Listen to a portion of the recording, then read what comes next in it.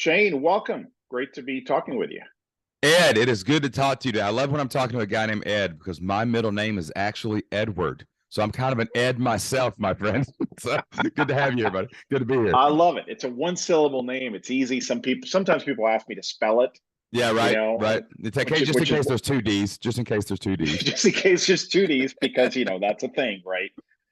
So good. So we're kindred spirits. I excited to talk with you because um, there are a lot of people in my audience who are really thinking about alternate income streams. In a way, they have alternate income streams, so they have several clients as opposed to one employer, right? But they're still depending on doing writing. And they would love to have something that's a little bit more consistent, that adds diversity to their income. So I know this is going to be a very well received show. But before we go there, I think it's important for people to know a little bit about your story because first of all, I think it's fascinating where you guys started and kind of what got you to where you are today. Sure, man. Well, my name's Shane Sams. I'm actually from Kentucky, Southeast Kentucky, born and raised, remain today. And I used to be a school teacher in Southeast Kentucky. I actually taught for 10 years. I was a U.S. history teacher and a football coach. And my wife was an elementary school librarian. And honestly, Ed, I would probably be in the exact same place today if something had not happened to me and my family. One morning, I was dropping my son off at daycare. And he told me one of the workers was scaring him. And I asked him, why is the worker scaring you? And my son told me that she locked him in the bathroom and turned out the lights and left him there for a long time.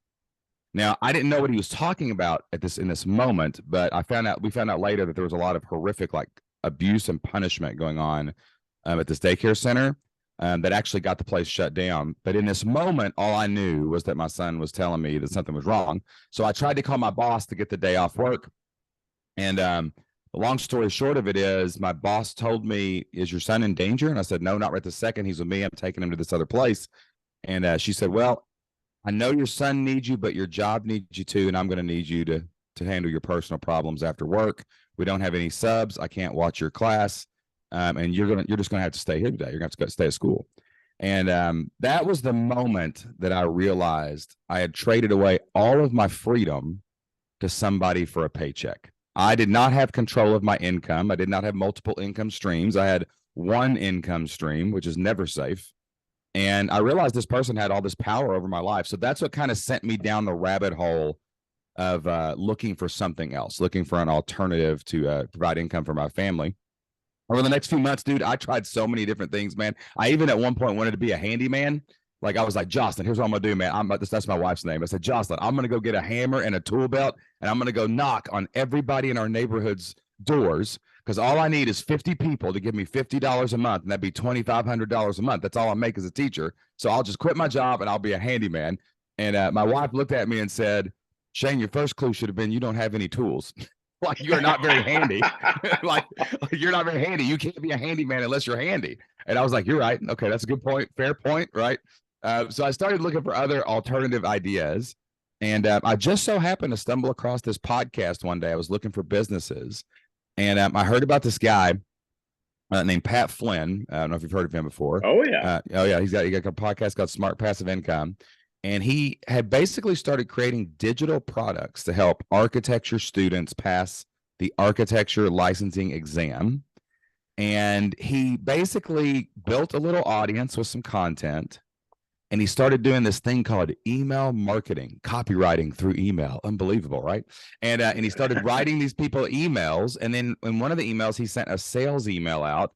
And he said, if you will pay me $19, I will send you a study guide that will help you pass this test.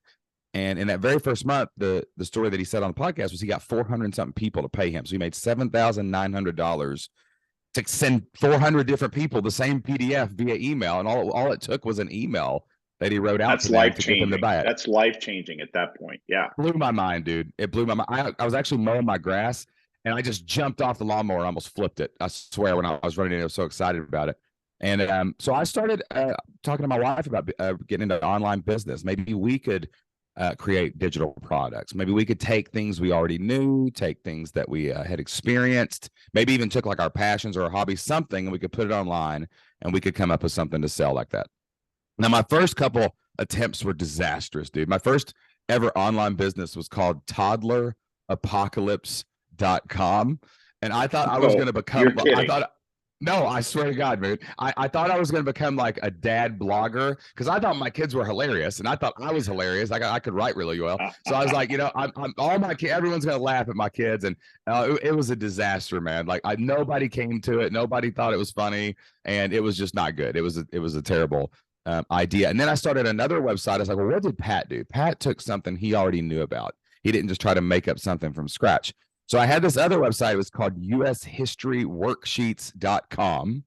And it was this spammy 1990s looking website. This was about 2012. And I was trying to give away free worksheets to history teachers or social studies teachers, but I surrounded it with all those little like ads that would say like, download, look at this. And they're like flashing. I was hoping that someone would click the wrong link and I would get some commissions off of it. You know what I'm saying? So like, it was terrible. It was awful, dude. And nothing happened on that site, man. I sat there for like 2 or 3 months and I was about to give up. I really was. And then one night somebody clicked an ad and I made 11 cents. I made a dime and a penny, baby, on the internet, right? And I started celebrating that with my wife. I was like, oh, look at this. I did it. I created something on the internet and money came back. And my wife and I sat down. I was like, wow, this is proof of concept. It really is. Like, this is, if there's 8 billion people on the planet, sure, we can get, 10,000 of them to give us 11 cents. Let's do this, right? So we started talking about ideas for an online business. And what we came up with was something bigger in scope. We said, hey, why not, instead of give away worksheets, why don't we charge people for lesson plans? My wife was a librarian. Librarians have a really hard job because they have to teach multiple classes. So they have multiple preps every day. And we said, let's create elementary librarian lesson plans, put them out in the world. We'll charge people $50 a month to get access to these lesson plans that we're going to create once and just leave them up there forever. And then we'll try to make money that way. So Jocelyn started a podcast, like me and you were podcasters. She needed to create some content out in the world. We started a little baby email list. The first course I ever bought on online business was on email copywriting, so I could learn how to be an email marketer. Interesting. And we wrote this little email sequence, and we said, hey, we've got these lesson plans we're going to make. We're going to pre-sell these for $50. If you want to get in here and do this, click this button and buy it now. And I think our email list at the time was about 250 people, but it's like your show. It's really curated to a very specific niche. It was elementary librarians. And the very first launch we had, we made $2,500. And we're like, oh my gosh, that's way more than 11 cents. And we just kept going, and everything was podcast and email marketing, every bit of it, the whole way. And we started growing this membership. By November of that year, it had grown to $5,000 a month. By July of the next year, it had grown to $15,000 a month. In August of that year, it was $36,000. And by that time, we had launched a second website. It's called ushistoryteachers.com. And then I also launched a website selling playbooks to football coaches. So we were testing our methods in multiple domains. And then in September, actually, of 2013, we were able to quit our jobs because we were making more in a month than we were making in a year as teachers. So we said, we're out of here. And what got me to where I am now with Flipped Lifestyle, which is my brand where I teach other people how to start memberships like this, is a friend of ours just asked us, hey, what are you doing? That looks amazing. Like, do you think I could do that? Do you think I could have a second stream of income or maybe even quit my job? And we're like, sure. Her name was Lindsay, and we just showed her how to make money online.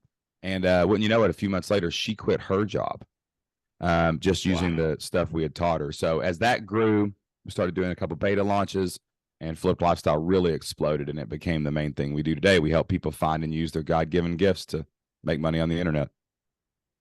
That is amazing. I just love everything about that story, especially the fact that, look, this wasn't easy. You made a few attempts early on that went nowhere. And I like to call them disastrous dumpster fires, but attempts. I appreciate that you're keeping it on the down for me. So. Well, I had the opposite scenario. My first one took off. and then I was overly confident. My second one was beyond a failure, but that's it's not about me, it's about you. I So it bet was that very one hurt helpful. worse though, Ed. That had to hurt Oh, worse, you know? it hurts so bad because Oh your man. confidence is so high. So let's talk a little bit about this model, because I really want to unpack this a little bit. I think many people in my audience are familiar with a digital product, right? It's an ebook, it's a course, it's a coaching program. It's not a product, but uh, you mentioned something. You mentioned membership sites, and I Yep. think this is what you are mainly focused on: membership sites and communities. Why don't you define it for us, and then give us a couple of examples of what that looks like inside under the hood? Sure. I mean, a membership is a combination of coaching and courses. So you're going to have courses inside of your membership or resources, training, something that people can consume like on demand, right? You have to have that on demand component so you're not always there. And then, of course, there's going to be access to you or access to coaches you hire. Like I have a team of coaches now in my business, plus they get access to me as well. But in a membership, what you're really doing, the simple component of it is you're giving your customers access to each other. So this is usually done in simple ways. It's either done through like a forum or like some kind of like circle where people can log in and there's like a membership area where they can talk to each other, almost like a news feed or a forum or something like that. And then usually it's just done through live group calls. A lot of ours, we just use Zoom's webinar software, and we'll have like Q&As, right? Just a simple Q&A where I'll come on. There'll be, dozens of people on there and they can all ask questions in the chat. We'll rapid fire those questions, or you can even do Zoom Hangouts where you have like a Zoom and people just hang out. And what's really powerful about the membership model is, people will come for content. They will. That's the first thing they're looking for when they go online, like on Google or something. They're looking for a solution to a problem. So if you've got a solution to any problem that you've solved for yourself, you can help somebody else who's in that situation get out of it. So they're going to look for that. But when they find that, they're going to be able to either consume that or they're going to get bored and not consume it. And then they're going to quit your membership. So what we do is we give them access to each other through these group calls. So now you have this synergy built where you've got hundreds, dozens of people doing things together in these group environments. And that's really what keeps them paying in the membership month after month and year after year is access to their friends, access to their community, access to the leader or the leader's lieutenants so that they can get the answers that they need. So it's that human connection that really sets a membership apart from other like digital products or even a coaching product. And I really believe this is something I'm teaching right now in our membership is community is going to become, I think, the most valuable asset on the internet in the next 10 years with Chat GPT and all these different AI programs. And there's a lot of courses and trainings and questions that are going to be answered by artificial intelligence, period. So like some of that is going to kind of go away. But if you can connect other humans with humans and you can connect humans to a mission or to a culture, or you can connect humans to a leader, someone that can help them, then you're going to be able to build some really incredible memberships. Like we've got one guy, he's a buddy of mine named Joe Nicoletti, and he was trying to build a membership. He already had a course, but it was the same thing. People would take the course, then he'd have to sell more courses. But he was like, how can I get these people, Shane, to keep paying me month after month and year after year? And we sat down and we looked at like what the biggest need was for his audience. Now his audience is all writers. They use this software called Scrivener. I'm sure you've heard of it, being in the writing industry. So he teaches people how to use Scrivener. That's his course. But all these writers that were buying Scrivener had a problem. They were missing their deadlines. They weren't hitting their word counts. They were doing, and I was like, well, why did they miss their word counts? And he said, well, because they're all alone. They're just sitting around by themselves on Saturday night trying to finish up some writing, and they're bored and they're procrastinating and they're just not doing it. And I said, well, why don't we put them together? We'll do writing times. You can get on Zoom. You can say, hey, every Monday, Tuesday, Wednesday, Thursday, Friday at 12 o'clock noon, we're all going to meet and we're going to write together. And then I had Joe order a giant hourglass. And when he got there, he was like, hey, everybody, welcome to the Unchained Writer community. Here's what I want you to do. I want everybody to type your word count in the chat. And everybody would type their word count in the chat. And then I said, now we're going to write those words and I'm going to sit here and write with you. So he turns the hourglass over, plays some music, hits mute, and they're just watching him type on the screen for an hour. And he got 600 people to join that and pay him every month just to write with Joe. Right. So like building a community creates incredible value in people's lives. And you can build a community around anything at all. We've seen people do it in everything from backyard chickens to playing guitar. So communities and memberships are super valuable. So if I heard you right, there are at least three components, right? So there is the information, Hmm. insights, strategies, tactics, et cetera. That's what the first thing people come there for, right? Because that's their immediate problem, or that's what they think is their immediate problem. But Yep. then the community, the membership also has then access to the coach or the expertise, right? Yes. And then there is the community. So they come for the information, Yep. then they get the insights and the help and advice and guidance, and then they stay for the community. That's Yeah. been my experience as well. They They realize they're stay not for that. alone. That's exactly right. Exactly. But it's hard to sell that up front. It's one of those things that you don't, maybe the way I've done it is I don't really talk too much about it. I downplay it a little bit because I want to delight and surprise them with the community element. But I that's what they stay. we talk about it, but like the main thing I focus on is like, it's problem, agitate, solve, right? You know what I'm saying? It's like Yeah. if I have a problem, like for example, like let me give you an example of somebody from our community. So there's this guy named Kenny Troiano, okay? And he came in and he was like, I love chickens. I absolutely love chickens. I raise backyard chickens in San Diego. I'm an expert at breeding and keeping chickens alive in the backyard in suburbia without driving your neighbors nuts. Like that's what he does. He's just really good at that, right? And he was like, there's a problem though. A lot of people get into this, backyard chicken stuff, right? Because there's a lot of people that do this. Actually, it's a big thing. And they get into this and they realize, oh my gosh, my chickens like die. They get unhealthy in small environments. They are not bred well, right? And he's like, I want to help people do that. So backyard chicken farmers are always trying to figure out how to breed and raise their chickens better. So he has a training. That's what it's called. It's called Bred to Perfection. So he has a podcast. He has a course. He has training on raising chickens. But then at the bottom of that, he's like, hey, all your neighbors hate you because you have chickens. Wouldn't you like to hang around with a bunch of other people who are like you, raising chickens in their backyards? So it's actually a part of the pitch. It's actually a part of the sales. That way they know, oh, this is cool. Now, they don't realize that that's the part they're going to like the best until they get in there, but they see it and it's like, oh man, I get to be with other people like me. And so it's actually part of the pitch. I actually tell people about it up front for sure.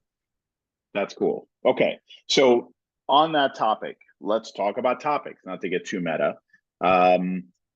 What are there topics that tend to do better than others for membership communities? What do you typically advise people to what do you advise people to do to kickstart the brainstorming process?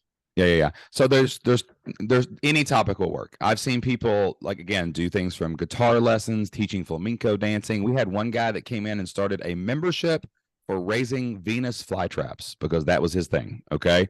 So like anything will work because there's 8 billion people. You only need 200 people to pay you $50 a month and you're making $110,000, $120,000 a year. That's $10,000 a month. So it's not like you have to have some massive influencer audience or any specific topic that works. We've seen it all over the place. Are there topics, because you mentioned 50 is a kind of a price point. I know it's arbitrary, but are there topics that nobody's going to pay 50 a month for versus some that, oh, absolutely, even more? I have not seen many that people won't pay $50 a month for unless it was specific to the business model. Like we have a friend named Aaron Chase who built a membership about it's called $5 dinners. And what she tells, so for $5 a month, you get like it's like a grocery list and recipes to make a $5 dinner for a family of 5, right? So she has this gimmick that she's kind of going with, but she's got like she's making $25,000 a month on that. Like she's got like hundreds and hundreds of people paying her $5, right? So we're looking at scale is what we're looking at. It's a grocery list, and then she does another thing with like freezer meals or something like that. I don't know what it is, but she's got all kinds of like cooking stuff. And then I've got people in our community that charge $1,000 a month. It depends that's more avatar. So I think we're getting the cart before the horse. It's like you come up with your idea first and then figure out the avatar that has that problem and then figure out kind of what their socioeconomic status is. Cause you're going to market to a farmer different than a pharmacist. Depends what you're kind of selling at that point.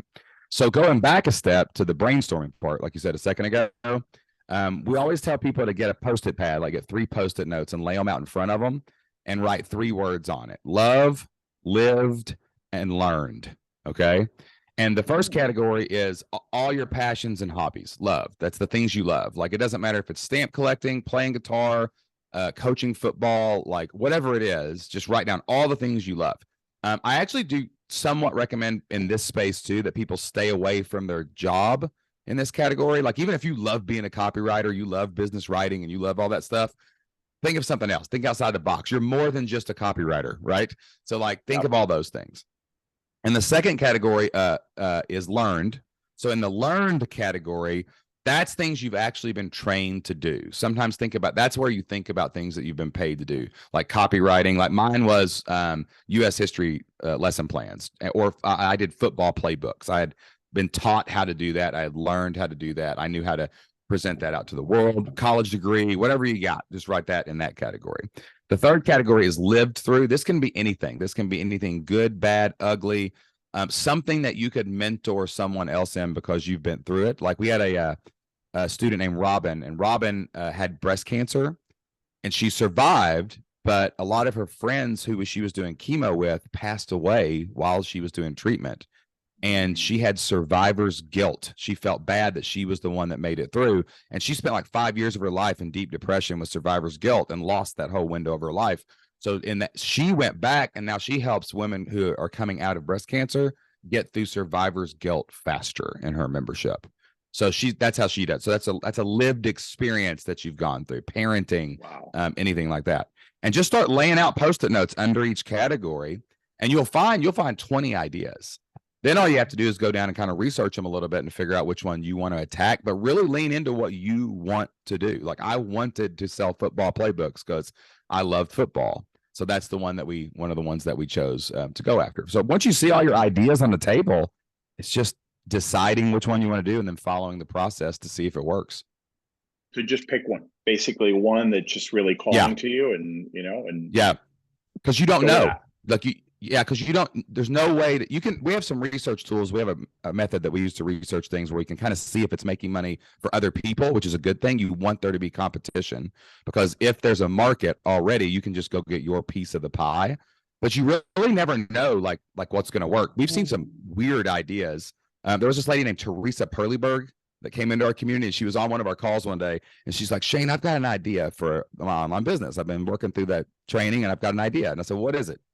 She said, well, I do this craft called needle felting. Needle felting. It's kind of like crochet, but you take sheep wool and you turn it into stuffed animals. And she lifted up like this giraffe or something.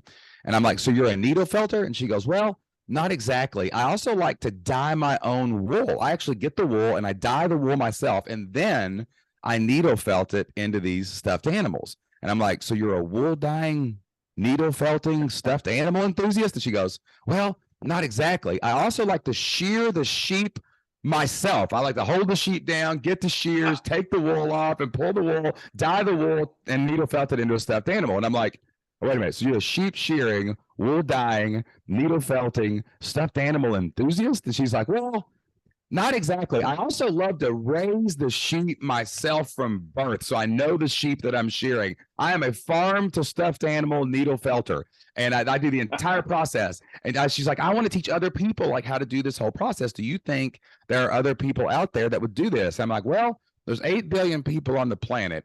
Surely there is another sheep farming, sheep shearing, wool dyeing, needle felting, stuffed animal enthusiast out there somewhere, right? So let's try it. Let's see what happens.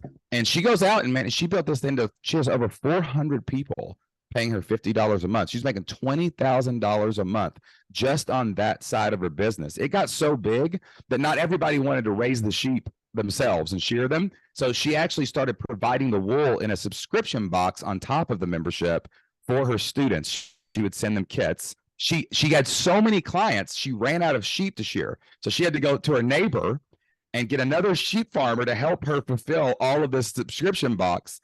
And this thing got so big, right? This sheep shearing business, that she actually, her and her partner bought a school, like an old elementary school. And they turned it into like the cafeteria and stuff into an event center. And they turned all the little rooms into bed and breakfast. And now people like fly to North Dakota so that they can practice being a sheep farming, sheep shearing, wool dyeing, needle felting, stuffed animal enthusiast with Teresa Perleyberg in person. So it's like, there's no way you could predict it. There's no way you can predict what works. You just got to try it and then trust the process. Like Toddler Apocalypse was a disaster, but I learned how to do all the components of my blog, of my email, of my stuff. I learned through that first experience, and that gave me the foundation to launch something more successful later. Which goes to show, don't see that as a flop or as a failure. That's where that was a training ground. And It's then with your foundation. friend, I mean, don't scratch off ideas that you feel are way too narrowly niche. In fact, I think that example speaks to the fact that sometimes the most narrowly niched ideas are Yeah. the best because they're so focused. Yeah. You're not diluting your message or your audience. Yeah, I love that. the second idea that we made money off of was a playbook website for football coaches, and I had this website. It was called Coach XO, and what it was all about was, at first, I was trying to write about everything. I was trying to write about like offense, defense, special teams, like everything. And then I realized it was just too broad. There was nothing. I was like, what in the world am I even going to sell these people? It doesn't even make sense. You can't sell everything to everybody. So I actually ran a very niche defense at my high school because we had really bad players. We had to cover up a lot of weaknesses, and we had to like just bend, don't break, don't die, and then pick our parts. But it was called the 3-5-3 defense. It's not a defense that most people run. So I actually narrowed down and started this other website called 353defense.com. It only had like 500 searches a month on the internet. There was not like a big bunch of people looking for this, but it didn't matter to me. I only needed 100 of those people to pay me every month. And if I could dominate that one little space, then I would make money online. So then that launched, we made over $7,000 on it at launch because it was so niche. It was a playbook. It was an installation manual. It was a weightlifting manual. It was how to build your team into this defense. And I marketed it in all of our emails and stuff as, you don't have great players, let me show you how to win games anyway, right? This defense can do it. So I didn't need everybody. I didn't need all the people. I just needed people that wanted to win more games with lesser athletes and didn't have a defense to do it. And that's the one that we used. I love it. Smacks of, reminds me of Moneyball, right? Yeah. So good stuff. So let's talk a little bit about building an audience, right? So we've kind of skirted the issue a little bit, but you talked about a podcast, you talked about other ways of finding. Do you build an audience first and then you create the membership and the products? Do you do that along the way? What is the model? Because we know that we have the idea, but how do we attract an audience who can then be viable customers for us? Yeah, I mean, to me, that's like saying, like, are you going to write an ad or an email for a product and when you don't know the product always has to, you got to know the product. You got to know what you're selling. Mm-hmm. So I think you build a minimum viable product first. That's the way we teach it. Like in our blueprint, it's like idea, avatar, who has the problem, and we're going to make the product. Now, I don't mean you're going to make the final product. I don't mean you're even going to make the courses or trainings or whatever that go in the product. So when we launched elementarylibrarian.com, we said, okay, let's create the outline of what we're going to do. Let's go make the first week of lesson plans. That's all we're going to make right now. But then let's spell out like what the first month of lessons going to look like, right? So minimum viable product. If you went in there as an elementary librarian, you'd have the first week, but we were making week 2, 3, 4, and 5 as we went. We're just trying to stay about a week ahead of all of the librarians that joined. All right. So we want to know what the product is first. We want to make that, keep it simple. And then we start building an audience specifically targeted for that exact product that is going to emerge from what we've already planned. Because if you do it the other way, if you build a big audience, I've seen people do this. Like we've got a student, her name's Nicole, and she wanted to help nurses pass nursing school. So she wanted to start a membership for nursing students, right? Well, she went out and created an audience. She was like, nursing students. She's on TikTok. She's doing dances. All the nurses are following her. And, she built this big email list of a bunch of nurses. Here's the problem, though.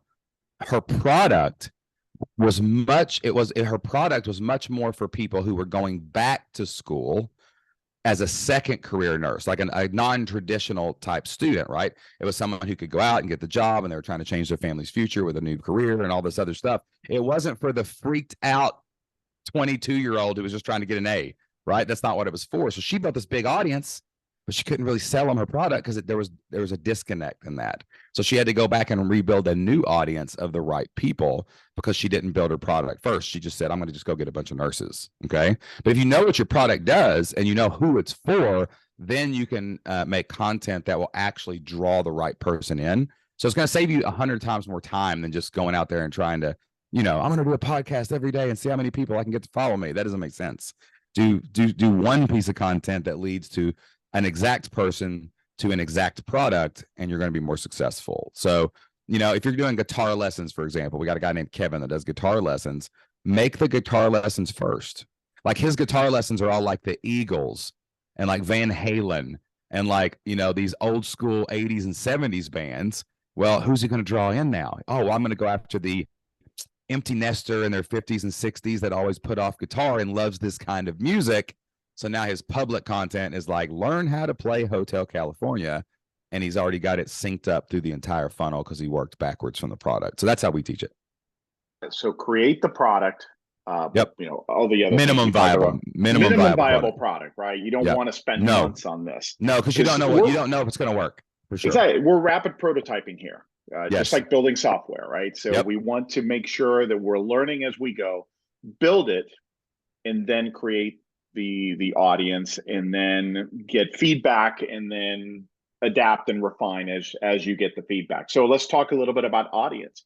Okay. What are some, I'm going to teach guitar lessons, and I know my avatar is people in their 50s, men in their 50s and 60s who always put this off. How do I find these people? And what kind of content do I create on a regular basis for free to make sure I keep attracting that audience? Sure. So like, I really believe there's only like 3 ways to build an audience, and that's either with a podcast, a blog, or a YouTube channel right now. I think you've got to either create audio, video, or text. Mm-hmm. I'm not sure about blogging as much anymore. I think that's becoming harder. Podcasting and YouTube is really a great place to build your audience and go out and build some content and make it happen, because you can truly, like right now, we're having a conversation. Like you can see expertise on both of us. We're talking. We're doing the different things. It's intimate. Like we're probably in the car with somebody right now. We might be in the bathroom with somebody right now listening to this. Who knows, right? Yeah. Like so you don't know what people are doing. Like so they're everywhere. And also with video, you can really demonstrate things. Like Kevin, that guy I told you about the guitar. His name's Kevin Depew. Is a website's called Relax and Learn Guitar. He has a YouTube channel, and he grows all of his to YouTube. And then I have another guy named Evan Burse. He does YouTube a lot. He's an artist. He actually used to draw the Incredible Hulk from Marvel. Literally was the guy coloring the Incredible Hulk green, right? And he didn't want to work at Marvel anymore because he was working like 90 hours a week. And he's like, this is ridiculous. I want to go home and see my family.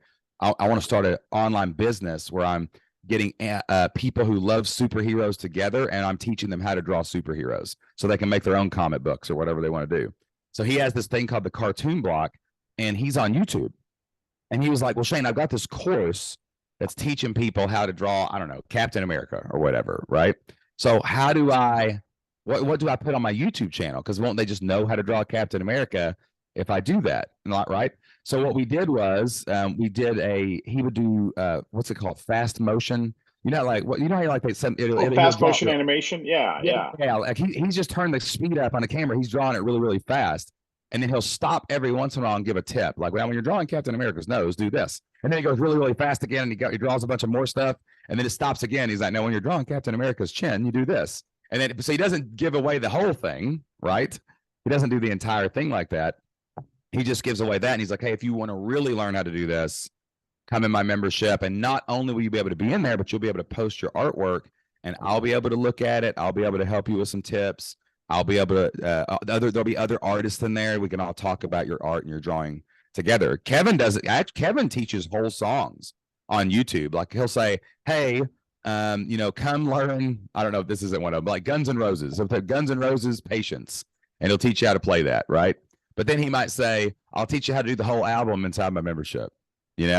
I would do on US history teachers. I would always, my content was giving away like the first day of a unit, because it takes about 2 weeks to teach like the Civil War.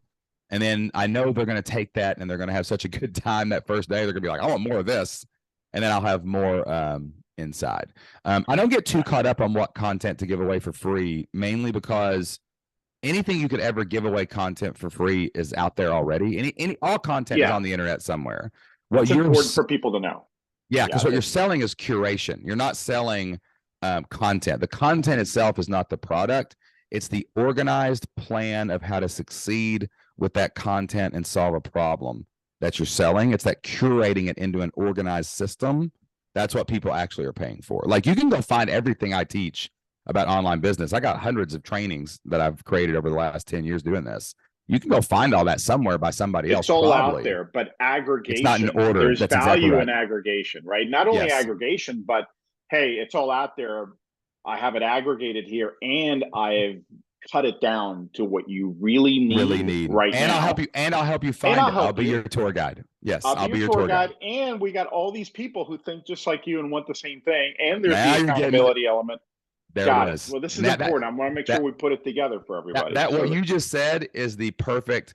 That's what the domino. Like, the content might be the first domino that pulls them in, but then you're like, oh wait, this is way better than just content. It's a community, it's coaching, it's content, it's curation, it's a membership. Wow, that's amazing. I'll definitely pay for this every month. Shane, I would argue that as there's more and more free content out there, it actually makes us even more valuable, which is counter to what most people would think. Because when there's more content, guess what? There's overwhelm.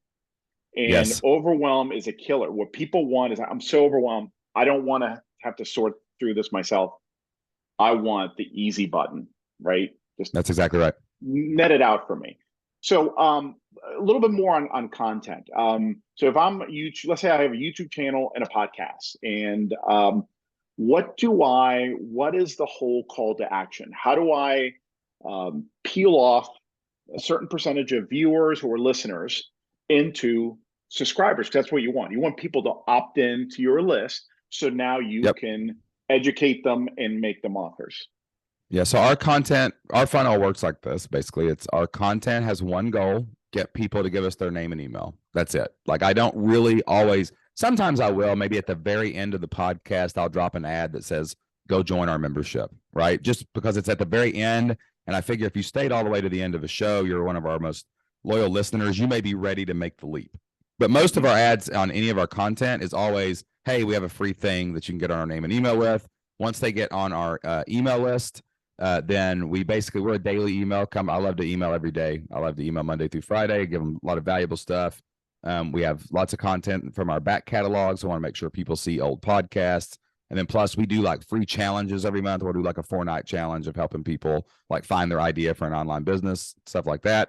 So we're always trying to get people into there. And when they get to the email list, we'll either make them offers or we get them to a live event kind of thing. And we make them an offer there. So that's our funnel. That's straight up how it works. It's just a nice standard. I'm going to make content every week. I'm going to get them on my email list. I'm going to email them every day. Once a month, I'm going to have a big live event like a webinar or a challenge. And we're going to offer whatever it is we sell. So that's kind of how we teach it. Love it. Love it. Let's talk a little bit about one of the challenges that many people in my audience face, which is time constraints, right? They're running a business. They got 4 or 5 clients. Many of them are book solid from, a big chunk of the month. And, I get it. I want to do this, but, my guaranteed income stream has to take precedence and priority. How do I turn this into a real priority? How do I build this thing? How do I get this thing off the ground? And then we can talk a little bit about some of the technical aspects later, but that's a big obstacle. Sure. I mean, I would just like a little bit, I would call people out because I do this all the time. I teach live workshops, and I have this little activity where I make people, we give them this grid, and it has 168 squares on it, right? So we have 168 squares to represent the 168 hours in a week. And then we go through and we put like the non-negotiables on it, right? We put like sleep, work with boundaries. Come on, people. Some of you are just sitting there playing on Twitter instead of working, and you said you worked 5 hours. I know you are, right? Like, what are you doing? I have them look at their screen time on their phone to see how much they've been scrolling on TikTok, right? And we go through this and we look at all the non-negotiables, family time, stuff like that. Nothing entertainment, nothing fun like that. And we always find a couple white squares at the end of it. We're shading them in. And by the end of it, there's like 5 white squares that aren't taken. Like, what are you doing with that 5 hours? That is plenty of time a week. hour a day, or maybe blocking off 5 hours on a Saturday morning to go out and build, some kind of online business. When me and Jocelyn, my wife, started our business, we were school teachers working full time. I was coaching football. She was a librarian, working admin type tasks. We had 2 little kids that were not self-sufficient, but we worked on our business for about 3 hours a week. And it took us about 13 months because we only had 3 hours a week to work on our online business to get there. If you got more hours, you're going to get there faster, right? But you do have time. And if it's important to you, you'll find a way. If it's not, you'll find an excuse. We have to make time. We can't just find time. So that's the first thing I always want to do, is just call out everybody's mindset and dare you to get out a box of crayons and draw 168 squares and really get honest with what you're doing with your time. But the cool thing about this type of business, which I guess your audience will probably know this, because in copywriting, like if you're doing an email campaign, you're going to batch all the emails and schedule them, right? A lot of the stuff that we do to build this kind of business, you can batch. Like you could take a week and record 12 podcasts and schedule them out for the next 11, 12 weeks.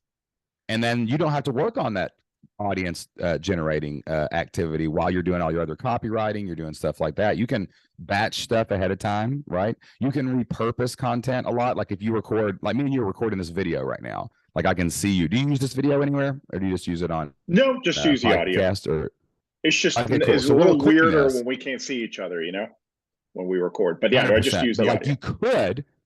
You could take this video and this could be your YouTube channel. So now you got YouTube and a podcast growing your audience, right? You can use Chat GPT and AI to get the transcript off this, and you can throw a blog post up on a website. That we do. Yeah. Yes, there you go. So getting smart with your time, using the technology to batch things, and really being really efficient with those few hours you got. That's the only way to do it. There's only 2 ways to be a successful online entrepreneur. You roll up your sleeves and you open your wallet. That's it. So, right. So maybe using some of the money to hire people to do the editing and stuff like that you're making from your full-time gig, to be able to like explode your time a little bit with some of the money you've already got. But just using these tips and tactics, man, like anybody can find a way to do it if you really want to do it. And I would actually really encourage everybody to do it, because we all saw from the pandemic, from the economy, in the last couple of years, like things can change dramatically when it comes to like copywriting, marketing spend, anything in any industry. So having multiple streams of income with multiple customers everywhere, right? Like if you have 100 different members in your membership, you got 100 people from 100 different places. They're not all going to quit at once. It creates a lot more stability and security than just, losing your biggest client or something like that. Absolutely, man. If you had $5,000 a month coming in that you can really rely on, that takes so much pressure. Bro. That takes a lot of pressure off your client. I learned something, dude. In my first year in business, I realized something. We always get into businesses like, oh, I know, if I can make $1 million, wouldn't that be a great ceiling? Like, wow, $1 million bucks. Like we're always looking at that top number, what's possible, when really anything's possible. But when I realized, I remember when we hit 1,000 members for the first time in one of our businesses, and I was like, oh my God, that's our floor. Like I can predict that 90-something% of those people will pay me next month. I know what I'm going to make next month and the month after and the month after. My floor is higher than everyone else's ceiling. And then the ceiling can be whatever you want, because you're not freaking out about not having money the next month or when that next contract ends. So yeah, memberships are the way to go, man. It creates such a consistent, stable, predictable income for you. I love it. Real quick before we move to kind of the last piece, I'm assuming that you could start very low budget, scrappy. You don't need, when you're starting out and you have zero audience, you don't need to do Facebook ads. You don't need to do paid ads in order to kind of feed the funnel initially. You could just start with free content, YouTube, a podcast, for example, and just trust that the right people will find you. Yeah, I mean, I would definitely say you need a home base. Like we use Kajabi for our website. That's what the software we use. It can host your products. It can do all these things. Like I do think you need to host your own little place.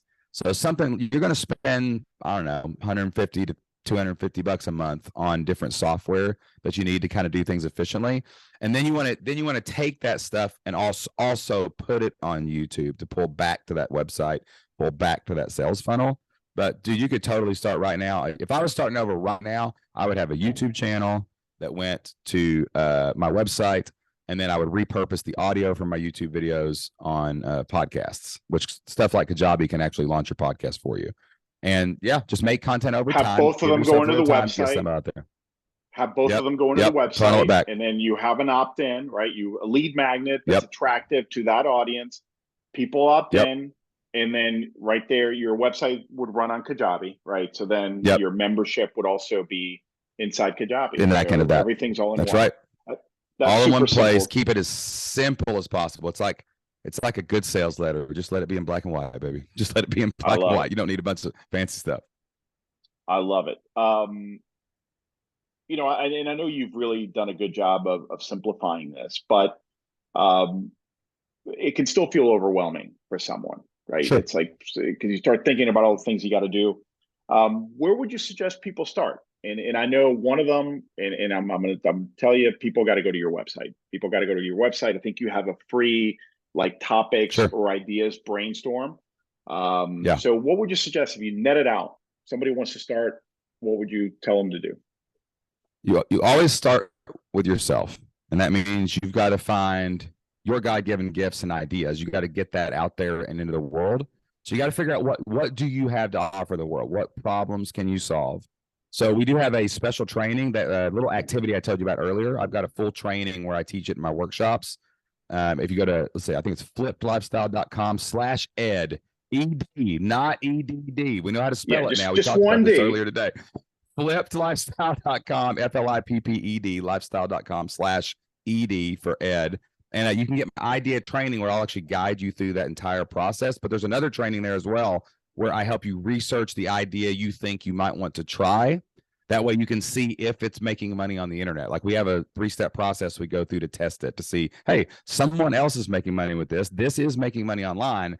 I've just got to go get my piece of the pie. So go to fliplifestyle.com/ed. I'll help you find your idea. I'll help you research your idea, and then we'll show you what the next step is. And for anyone getting overwhelmed, remember, you can't do anything but the next step. So your next step is just to find your idea for an online business. Once we've got that, we'll take you down and show you the next step to keep it simple for you and stop that overwhelm. You don't have to see the whole staircase, right? Just the next step. That's right, man. So I love it. Shane, this has been awesome. I'm inspired. I mean, I've had an online business forever. Now I'm inspired. I'm thinking of ideas and things that I could do. So I know that you've inspired a lot of people here. I appreciate you coming in, giving us sharing your wisdom, your ideas, your story. Thank you. And I encourage everyone to check it out. You got the URL. We'll put it in the show notes. Thanks for coming in.